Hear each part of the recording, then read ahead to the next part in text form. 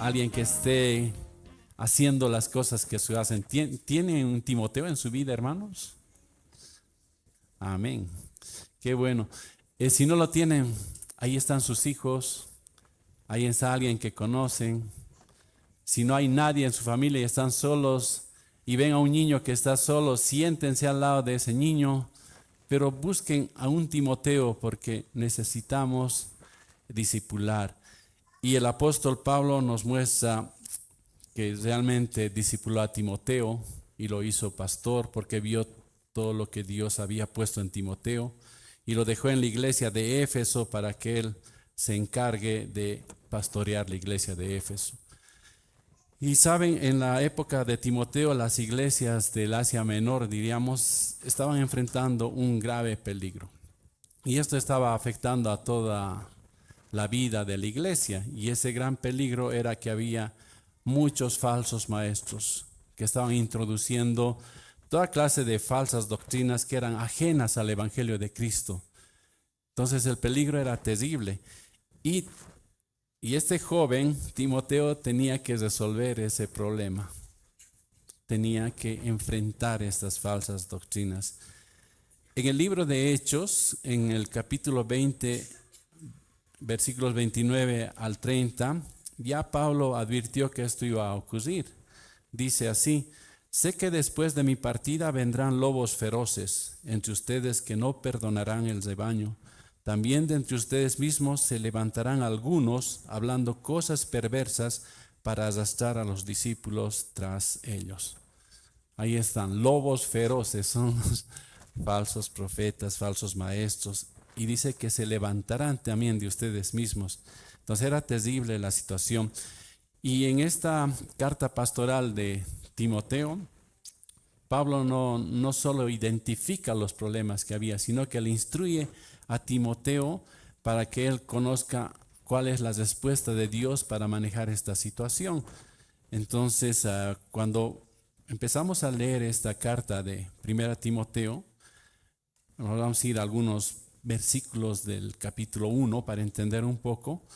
Vamos a identificar cuáles eran esas enseñanzas y quiénes estaban intentando introducirlas y además cuál era el interés personal de estas personas. Entonces, primero vemos cuáles eran las enseñanzas, quiénes querían introducirlas y cuál era su interés de introducirlas, ¿no? Entonces, en 1 Timoteo 1, 3 al 4, vamos a encontrar cuáles eran esas enseñanzas. Y dice 1 Timoteo 1, 3 al 4, tal como te rogué al salir para Macedonia que te quedaras en Éfeso, para que instruyeras a algunos que no enseñaran doctrinas extrañas, ni prestaran atención a mitos y genealogías interminables, lo que da lugar a discusiones inútiles en vez de hacer avanzar el plan de Dios, que es por fe. Así te encargo ahora.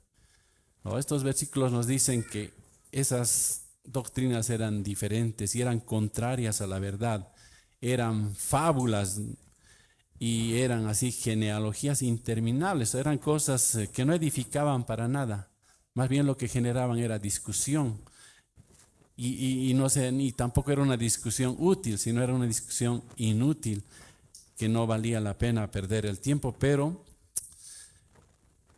ahí estaba el pueblo, escuchando este tipo de doctrinas falsas y en vez de que sean llevados a una vida de fe, estaban siendo asolados con este tipo de doctrinas.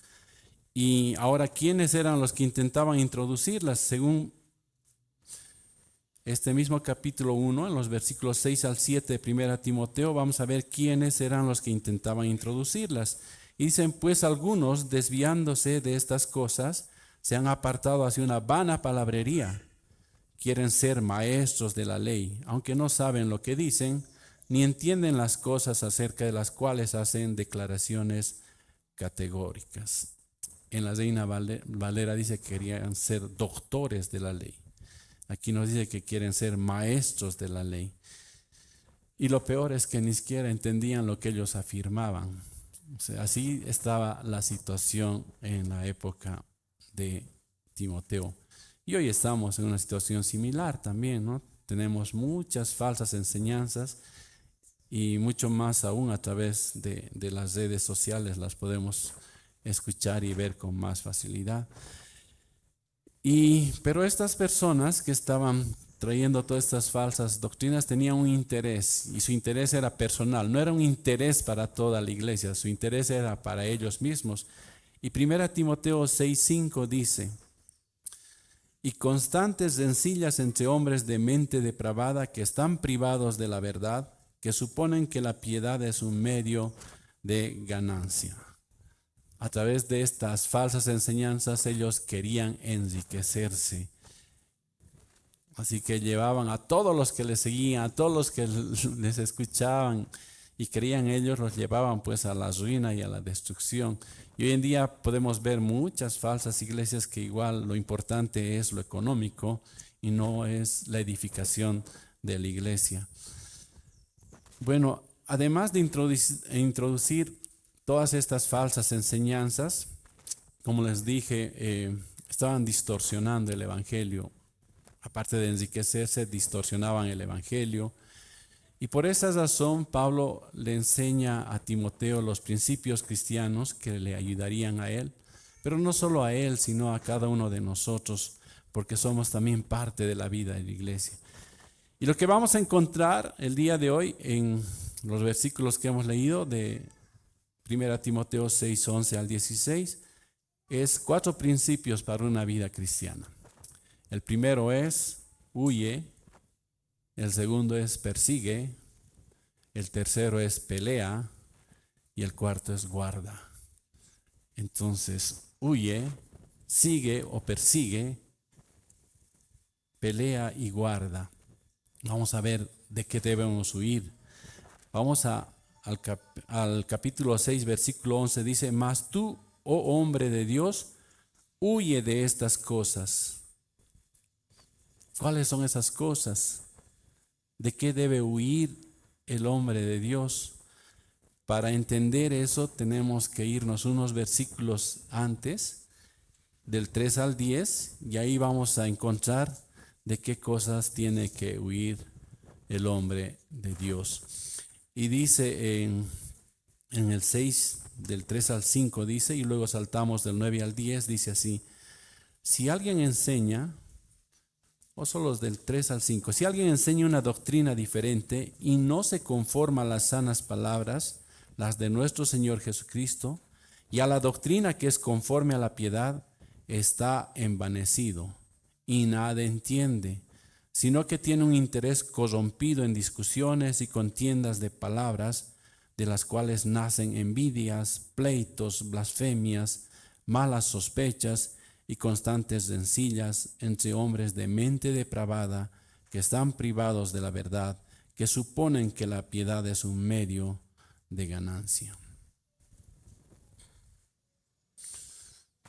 Mire, Pablo le dice: huye de estas cosas, y estas cosas son estas falsas doctrinas, estas enseñanzas que contradecían a la sana doctrina.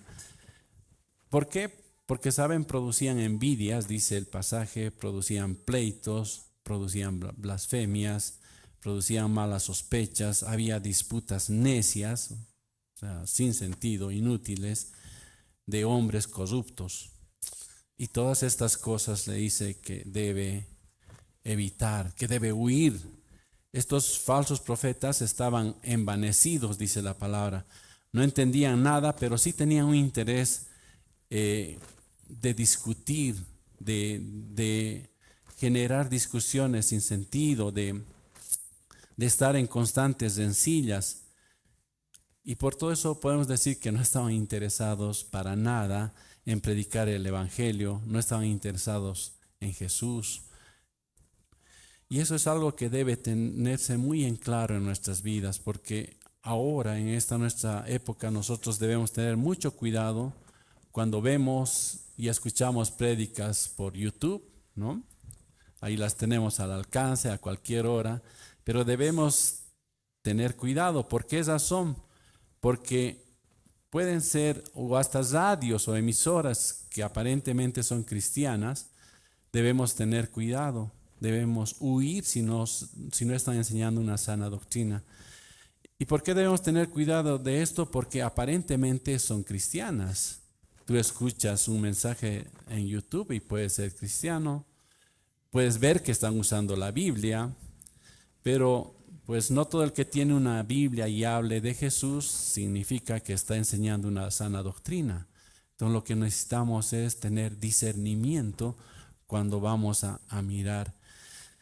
Si miramos hacia atrás en la historia de la iglesia, vamos a encontrar iglesias divididas, y muchas de esas iglesias se dividieron por falsas doctrinas que nacieron ahí en la misma iglesia, las cuales las dividieron. Entonces, con todo este peligro que hoy en día hay y que había en los tiempos de Timoteo, tenemos que pedir al Señor realmente discernimiento para saber quiénes realmente están enseñando la verdad y quienes están enriqueciendo y aprovechándose de utilizar la palabra de Dios con falsas enseñanzas. Entonces es importante que nosotros veamos esto, ¿no? Pero también en los versículos 6 al 8 hay algo importante que nos enseña y dice: pero la piedad en efecto es un medio de gran ganancia cuando va acompañada de contentamiento, porque nada hemos traído al mundo, así que nada podemos sacar de él. Y si tenemos que comer y con qué cubrirnos, con eso estaremos contentos. Pablo le está diciendo a Timoteo: busca la piedad para hallar en ella contentamiento. Y miren, es interesante porque en los versículos 7 al 8 está la definición de contentamiento. ¿Tú quieres saber qué significa contentamiento? Ahí está, dice: porque nada hemos traído al mundo, así que nada podemos sacar de él. Y si tenemos que comer y con qué cubrirnos, con eso estaremos contentos. Esa es la definición de contentamiento. Jesús dijo palabras iguales, ¿no? Que Él es quien va a proveer para cada uno de nosotros. Pero ahí está Pablo diciendo que nada hemos traído al mundo, así que nada podemos sacar de él. ¿O han visto algún entierro donde está llevando sus cosas detrás del carro fúnebre? No ve. Entonces venimos así desnudos y nos vamos sin nada. Y lo que tenemos que hacer es agradecer al Señor, porque Él provee para nosotros comida, porque Él provee agua, porque Él provee abrigo, Él provee un techo donde podamos estar. Es decir, que la vida de Timoteo no debía depender de su estado de ánimo, sino del contentamiento que hay en Cristo. Y lo mismo nosotros, no tiene que depender de cómo está nuestra situación, sino del contentamiento que debemos tener en Cristo. Pero la palabra es interesante cuando comienza y dice: mas tú, oh hombre de Dios. Saben, en el Antiguo Testamento hay muchas menciones a esta palabra, hombre de Dios, y en el Nuevo Testamento al único que se le dice hombre de Dios es a Timoteo. Pero nosotros hoy lo usamos, ¿no? Y decimos: él es un buen hombre de Dios, y así vamos usando esto. Pero en el Nuevo Testamento solo Timoteo fue nombrado así, hombre de Dios. Y yo creo que esto de ser un hombre de Dios implica un testimonio, implica enfrentar cuando sabes que no está bien. Por ejemplo, recordamos a Daniel, ¿no? En el Antiguo Testamento, cuando él y sus amigos ya estaban en Babilonia, lo que quisieron hacer con ellos era, los siervos del rey, era cambiarles sus nombres. Si yo les pregunto a ustedes cuáles eran los nombres de los 3 amigos de Daniel, ¿qué nombres me dirían ustedes? Sadrach, Mesach y Abednego. Pero esos son los nombres que les cambiaron. ¿Cuáles eran sus nombres reales? Aquí Mateo sabe, a ver, dale. ¿Se acuerdan? Azarías, Misael y Ananías, ¿no? Miren, lograron cambiarles, hasta nosotros no recordamos esos nombres, pero ahí estaban ellos. Lo primero que hicieron fue cambiarles sus nombres.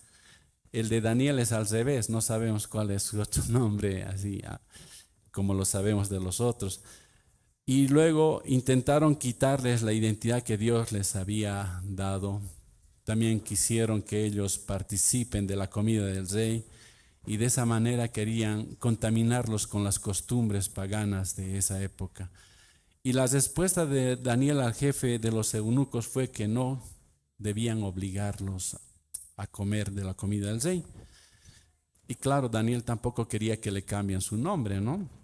Y dice Daniel 1:8, dice, pero Daniel se propuso en su corazón no contaminarse con los manjares del rey, ni con el vino que él bebía, y pidió al jefe de oficiales que le permitiera no contaminarse. Eran manjares, seguramente estaban apetitosos, pero Daniel se propuso en su corazón no contaminarse. De la misma manera, Timoteo no debió olvidar que era un hombre de Dios, porque así comienza el versículo, mas tú, oh hombre de Dios, huye de estas cosas. Esa era la identidad que el Señor le había dado a Timoteo, hombre de Dios. Mira, si vamos al Antiguo Testamento podemos encontrar a varios hombres de Dios, algunos con nombre, otros sin nombre. Por ejemplo, en Deuteronomio 33:1 nos dice así, la siguiente es la bendición que Moisés, hombre de Dios, le dio al pueblo de Israel antes de morir. ¿Quién es el hombre de Dios? Moisés, ¿no? Encontramos a Moisés como llamado hombre de Dios.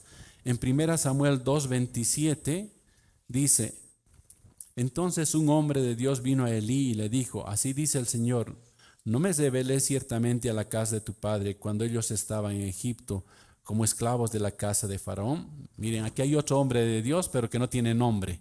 Pero hay otro hombre de Dios que le va a hablar a Elí. En 1 Samuel 9:6 dice, entonces Saúl dijo a su criado, bien dicho, anda, vamos.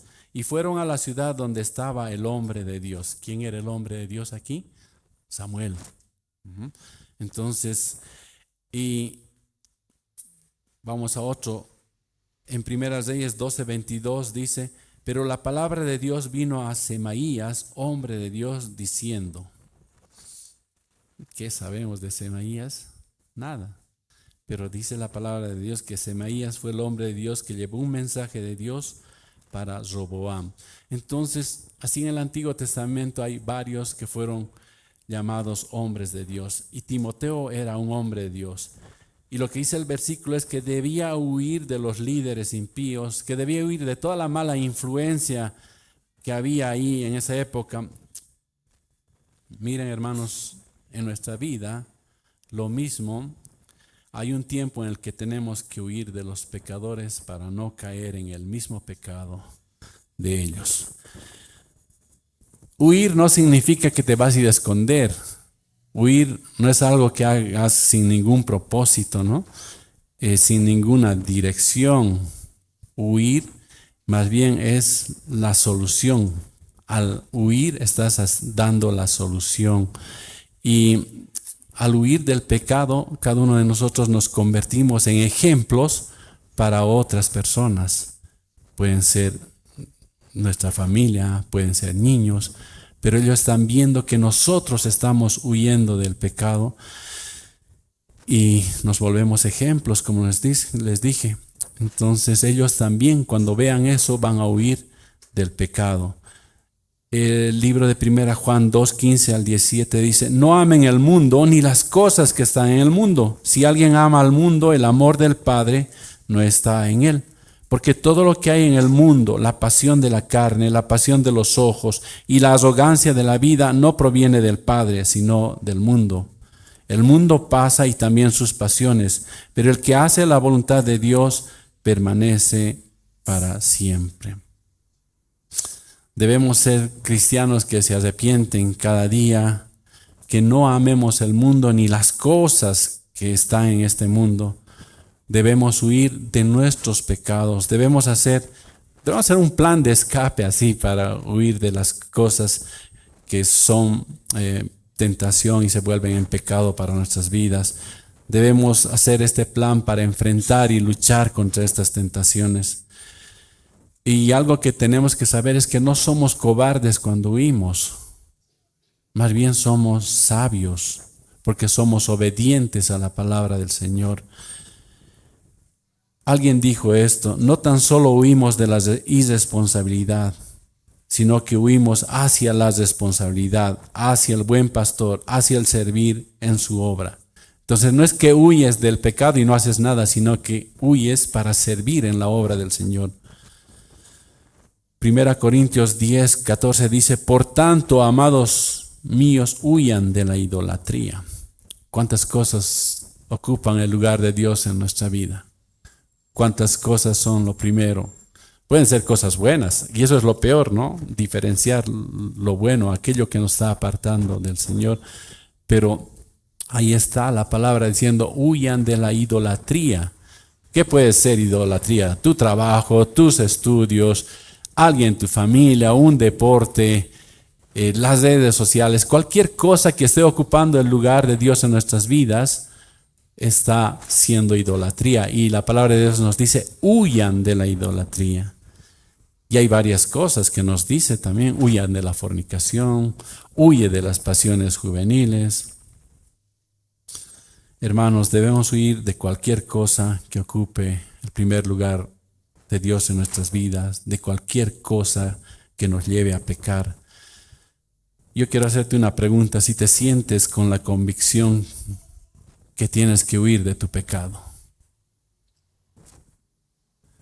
Cada día debemos arrepentirnos, cada día debemos crecer en el camino de la fe, porque cada día recibimos su gracia, cada día despertamos, cada día el Señor nos da la oportunidad de vivir y de crecer y también de huir de estas cosas.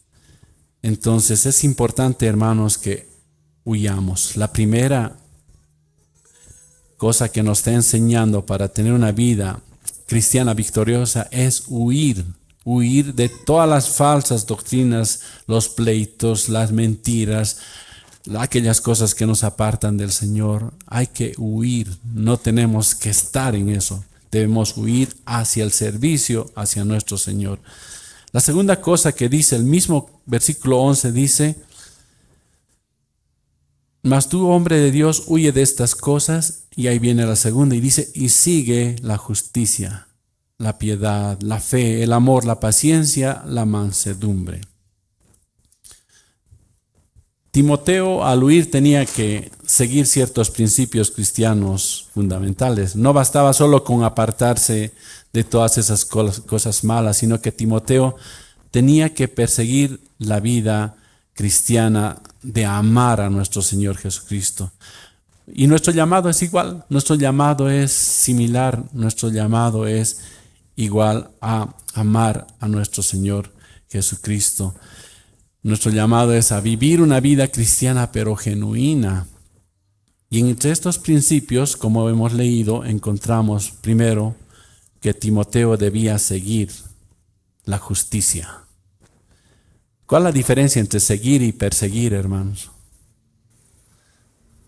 En las redes sociales dicen: tengo tantos seguidores, dicen, ¿no? ¿Y habrá diferencia con la palabra perseguir?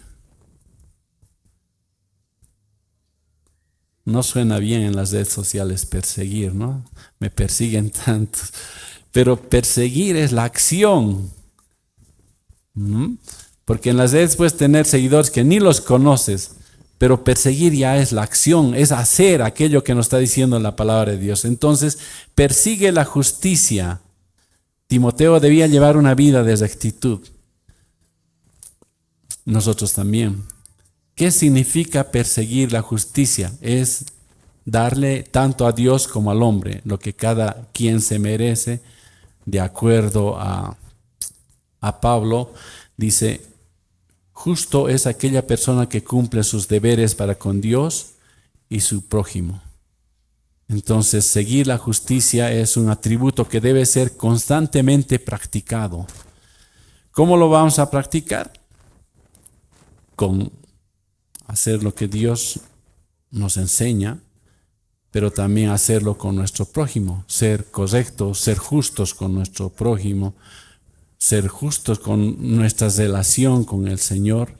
Nuestra relación debe ser correcta con Dios. Por eso decía el versículo, huye, y al huir vamos nosotros a adorar al Señor. Dice Efesios 2:10 que las obras de justicia de Cristo deben fluir a través de nosotros para que la gente alabe a Dios. Dice así, porque somos hechura suya, creados en Cristo Jesús para hacer buenas obras, las cuales Dios preparó de antemano para que anduviéramos en ella. Somos poesía, dice, poesía suya, creados en Cristo Jesús para hacer buenas obras. Miren, nos creó para hacer buenas obras, pero las cuales Dios preparó de antemano para que anduviéramos en ellas. Es importante, hermanos, perseguir la justicia. Es importante tener esa relación correcta con Dios y con nuestro prójimo. Luego nos dice, persigue la piedad. ¿Qué es la piedad? La piedad es ese deseo, ese anhelo de vivir cada día en la presencia de Dios. Es esa devoción que tenemos a Dios. Saben, la gente no nace piadosa. Nace un bebé y dices, este bebé es piadoso, nació piadoso. No. Las personas son renacidas en la piedad. Es cuando el Señor nos perdona, cuando nos transforma, es que nosotros empezamos a perseguir la piedad. Y la piedad, como les decía, es la verdadera devoción a Dios. Es amar a Dios porque Él nos amó primero. Dice Gálatas 6:20, ya no vivo yo, mas Cristo vive en mí. ¿No? Y dice, con Cristo estoy juntamente crucificado y ya no vivo yo, mas vive Cristo en mí, y lo que ahora vivo en la carne, lo vivo en la fe del Hijo de Dios, el cual me amó y se entregó a sí mismo por mí. Eso es perseguir la piedad, es tener una verdadera devoción a Dios, es amar a Dios porque Él nos ha amado primero. Y luego dice, el consejo de Pablo a Timoteo, le dice, persigue la fe.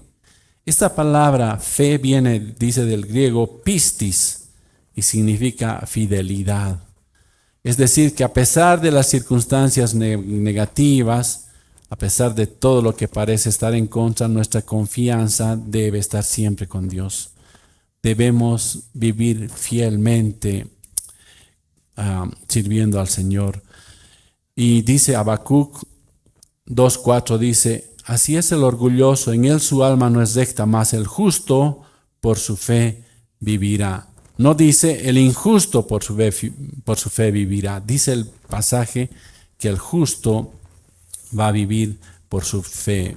Pablo también agarra este versículo de Habacuc y dice, mas el justo por la fe vivirá. Entonces es importante confiar en el Señor, es importante perseguir la fe para poder huir de todas estas cosas que hemos visto como negativas.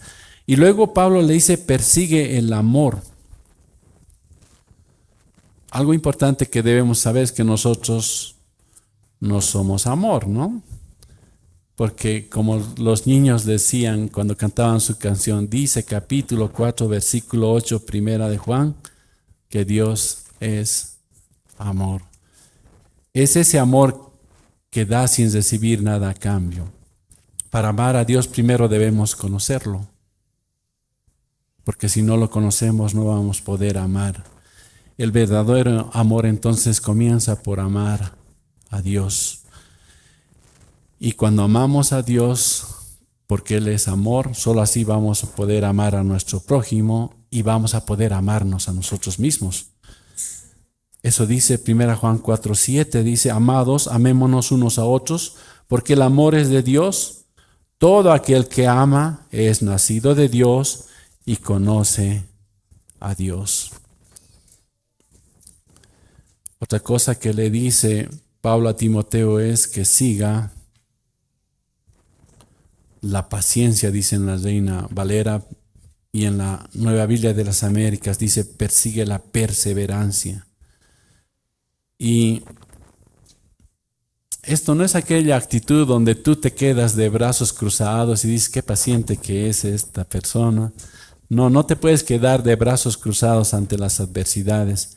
sino que la perseverancia es la resistencia que nosotros tenemos de estar firmes en la fe y ante todas las vicisitudes que vengan, ante todo lo que esté en contra nuestra, y incluso que haya sufrimiento y todo lo que esté así, la perseverancia hace que estemos firmes, hace que podamos vencer al mundo.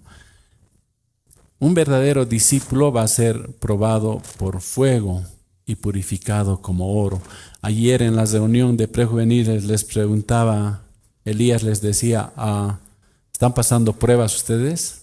¿Están teniendo dificultades? Porque un verdadero discípulo enfrenta este tipo de situaciones.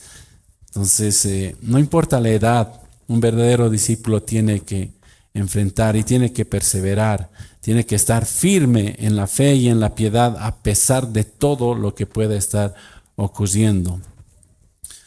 Y por último le dice, persigue la mansedumbre. ¿Qué es la mansedumbre? Pues alguien dijo esto que es muy interesante. Dijo que es la serenidad y ausencia de egoísmo que poseen quienes son verdaderamente fuertes y que los libera de la necesidad de mostrar su fortaleza. La mansedumbre es una persona que tiene mucha fortaleza, pero que no necesita mostrar su fuerza, porque su serenidad y ausencia de egoísmo hace que sean fuertes. Y la Biblia dice que Moisés era manso, ¿no?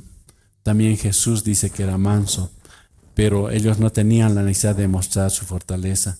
La mansedumbre describe el espíritu que sabe perdonar y no obstante sabe librar la batalla de justicia. La mansedumbre describe al espíritu que anda al mismo tiempo en humildad y con orgullo del alto llamado de Dios. La mansedumbre describe la virtud por la cual el hombre en un mismo momento recuerda la vergüenza de ser un pecador y la gloria de ser hijo de Dios. La mansedumbre describe la virtud por medio de la cual en todo momento el hombre se ve capacitado para tratar correctamente con sus semejantes y considerarse a sí mismo con justicia. Eso es lo que hace la mansedumbre. Bueno, entonces hemos visto que debemos huir, que debemos seguir, y ahora en los siguientes versículos, el 12 al 14, dice que debemos pelear. Dice el 12, pelea la buena batalla de la fe, echa mano de la vida eterna, a la cual asimismo fuiste llamado, habiendo hecho la buena profesión delante de muchos testigos. Te mando delante de Dios que da vida a todas las cosas y de Jesucristo que dio testimonio de la buena profesión delante de Poncio Pilato, que guardes el mandamiento sin mácula ni reprensión hasta la aparición de nuestro Señor Jesucristo. Entonces la vida cristiana no consiste solo en huir, sino también en pelear. Es una vida activa, es una vida que debe poner en práctica las enseñanzas que el Señor nos da en las Sagradas Escrituras. El término pelear dice que significa agonizar. Es que estás dando hasta lo último, porque agonizar significa que ya estás a punto de morir, ¿no? Entonces debes llegar a ese punto cuando peleas la buena batalla de la fe. Hay que mantenerse entonces firmes en la fe hasta el punto de darle todo nuestro esfuerzo. Y por medio de sus epístolas, el apóstol Pablo constantemente él usaba hechos o anécdotas para explicar este tipo de enseñanza de pelear la buena batalla de la fe. Por ejemplo, 2 Timoteo 2:3 dice, tú pues sufre penalidades como buen soldado de Jesucristo. Un soldado de Jesucristo sufre penalidades, ¿no? Después decía, en Filipenses 2:16 decía, asidos de la palabra de vida para que en el día de Cristo yo pueda gloriarme de que no he corrido en vano, ni en vano he trabajado. Hermanos, este versículo 12 que dice, pelea la buena batalla de la fe, echa mano de la vida eterna, dicen algunos comentaristas que se refiere más bien a las competencias atléticas que a las militares, ¿no? O sea que no es que vas a ir No te imagines que es una guerra, sino es una competencia atlética la que se está refiriendo. Entonces, primero tenemos que pelear, es decir, tenemos que luchar así como un atleta que es para vencer la competencia, ¿no? Y segundo, como dice el versículo, es que la lucha tiene que ser constante y continua. Entonces, hermanos, hay algo importante luego de eso que dice, echa mano de la vida eterna. ¿Cuándo vamos a vivir la vida eterna, hermanos? ¿Desde cuándo? Desde el momento en que nos convertimos, desde el momento en que el Señor perdona nuestros pecados, ya comienza la vida eterna para cada uno de nosotros. Ese es el premio que Dios tiene preparado para nosotros, pero ya lo estamos viviendo desde ahora porque Él ha perdonado nuestros pecados. Entonces, nuestra relación es diaria con Jesucristo. La lucha es día a día. Solo así vamos a poder echar mano de la vida eterna, como dice el versículo, ¿no? Y ya Jesucristo obtuvo la victoria en la cruz del Calvario y nosotros debemos seguir a Cristo, seguir en contra de lo que dice la corriente, porque hoy en día la corriente dice muchas cosas que los cristianos no las vamos a hacer. Entonces debemos estar en una batalla constante de oponernos a todas estas cosas que van en contra de la palabra de Dios. Y tenemos que ser diferentes. No podemos ser iguales a las personas que no conocen el Evangelio. Debemos pelear la buena batalla de la fe. Significa que no tenemos descanso. Significa que nuestra vista debe estar en el futuro, en la vida eterna que ya la hemos empezado a gozar desde ahora. Significa que fuimos perdonados y salvados y por eso debemos poner nuestra mira en lo eterno, no en lo temporal. Hermanos, el versículo 13 dice, te mando delante de Dios que da vida a todas las cosas y de Cristo Jesús que dio testimonio de la buena profesión delante de Poncio Pilato. Este llamado a pelear fue hecho en presencia de dos personas. Ahí está en el versículo y nos muestra claramente, dice, te mando delante de Dios que da vida a todas las cosas. Este llamado de Pablo a Timoteo lo dice, te mando delante de Dios que da vida a todas las cosas.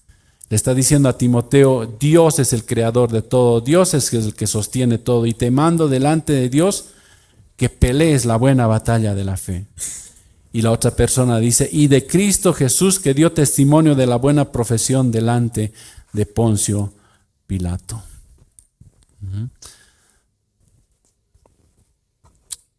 ¿Cuál es esa confesión? ¿Se acuerdan, hermanos, de Jesucristo ante Poncio Pilato? Juan 18:37 dice, así que tú eres rey, le dijo Pilato. Tú dices que soy rey, respondió Jesús. Para esto yo he nacido y para esto he venido al mundo, para dar testimonio de la verdad. Todo el que es de la verdad escucha mi voz. Ese es Jesucristo enfrentando a Pilato, ¿no? Así que lo que podemos ver y aprender es así que como el Señor Jesucristo mantuvo su confesión ante Poncio Pilato, nosotros también debemos testificar hasta el fin. Jesús dio testimonio de que Él era rey y Timoteo en su vida cristiana fue testigo del señorío de Cristo. Cuando sufrimos por nuestra fe, por la fe en Jesucristo, vamos a poder soportar lo que venga, hermanos. Cuando nos comprometemos a servir en la obra de Dios, pueden haber un sinfín de cosas que nos quieran desanimar. Podemos decir, no tengo tiempo, tengo esto, lo otro, pero pongámonos a pensar, hermanos, cuando podemos tener ese privilegio de servir en la obra de Dios, pongámonos a pensar que muchos santos ya han caminado por ese camino, que muchos ya han servido y que han dejado esta tierra. Así que debemos estar seguros que estar con Cristo nos va a animar a pelear la buena batalla de la fe. nos va a animar a que nuestros corazones se vivifiquen y va a inspirar en nuestras vidas el servir a Él. El versículo 14 al 16, para ir terminando, dice la cuarta cosa que tenemos que hacer para tener una vida cristiana victoriosa. Hemos visto que debemos huir, debemos seguir y debemos pelear. Y lo último es que debemos guardar.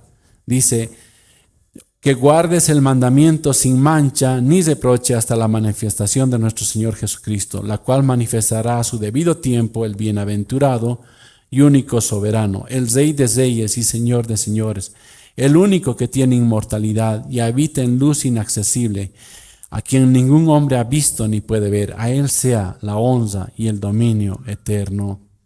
Amén. Debemos guardar sus mandamientos, hermanos, sin dudarlo. Y dice ahí el versículo, ¿hasta cuándo?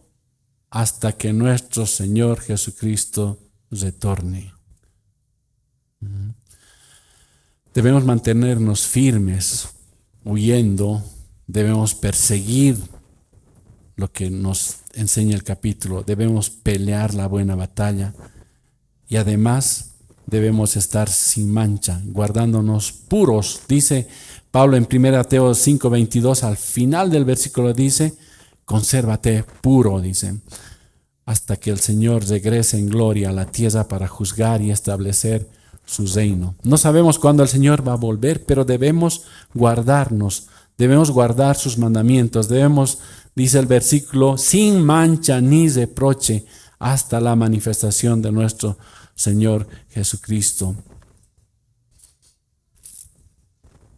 Yo sé que hay muchas cosas que pueden impedir, pero esa es nuestra tarea, hermanos.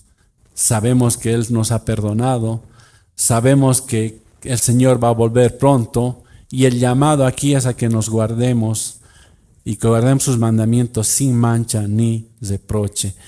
Y los versículos 15 y 16 nos dan una lección de la soberanía de Dios y nos muestran los atributos. Y dice que Él es soberano, que Él es Rey de reyes y Señor de señores, el único que tiene inmortalidad y que habita en luz inaccesible, a quien ningún hombre ha visto ni puede ver. Nuestra vida va a ser victoriosa cuando termine en adoración al Dios verdadero, a este Dios que dice el versículo que es soberano, el único soberano, al único Rey de reyes y Señor de señores, al único que tiene inmortalidad y habita en luz inaccesible, a quien ningún hombre ha visto ni puede ver. A Él sea la honra y el dominio eterno. Amén. Entonces, debemos adorar a este Dios verdadero. Nuestro Rey de reyes y Señor de señores es Jesucristo. Y a través de Él hace que nosotros podamos adorar ahora al Señor. Hemos visto que estamos en una carrera, hermanos, y la debemos terminar. Hebreos 12, 1 al 2 dice, por tanto, puesto que tenemos en derredor nuestro tan gran nube de testigos, despojémonos también de todo peso y del pecado que tan fácilmente nos envuelve, y corramos con paciencia la carrera que tenemos por delante, puestos los ojos en Jesús, el autor y consumador de la fe, quien por el gozo puesto delante de Él soportó la cruz, despreciando la vergüenza, y se ha sentado a la diestra del trono de Dios. Hermanos, como les decía, estamos en una carrera, no en una competencia. Una competencia es algo en la que quieres ganar. Esta carrera es que debemos terminar la carrera. Y el apóstol Pablo, que le dio todo esto, estos consejos, estos principios a Timoteo, al final, ¿saben ustedes, hermanos, cuál fue el último libro que escribió el apóstol Pablo? ¿Cuál fue la carta última que escribió? ¿No saben, hermanos? Bueno, fue 2 Timoteo. Y Es interesante lo que dice en 2 Timoteo, capítulo 4. Y vamos a ir a ese capítulo 4. Timoteo le ha dado todos estos consejos de huye, sigue, pelea y guarda. Y vamos a ver que el apóstol Pablo hizo todo eso. Para ir terminando, hermanos, vamos a leer esto que dice así.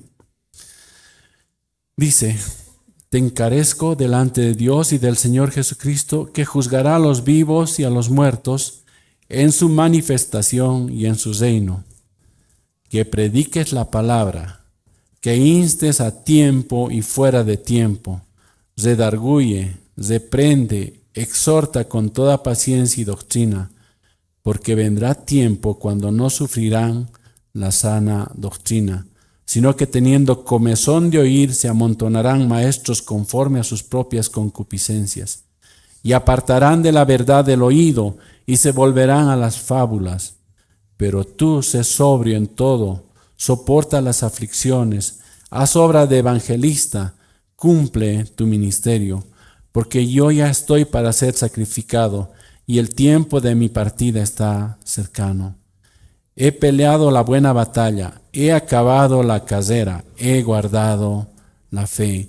Por lo demás me está guardada la corona de justicia, la cual me dará el Señor, juez justo en aquel día, y no solo a mí, sino también a todos los que aman su venida. Ahí está Pablo diciendo: he peleado la buena batalla, he acabado la carrera, he guardado la fe. Él ya ha cumplido, Él está a punto de morir y Él nos da estas palabras, ¿no? Y entonces, hermanos, para terminar, recordemos que para vivir una cristiana victoriosa debemos huir del pecado. Debemos perseguir la justicia, la piedad, la fe, el amor, la perseverancia y la mansedumbre. Y por último, debemos pelear la buena batalla de la fe, guardar sus mandamientos hasta que el Señor Jesucristo retorne. Hermanos, esa es la tarea que tenemos. Esos son los principios que nos van a llevar a la victoria. Huir, perseguir, pelear y guardar.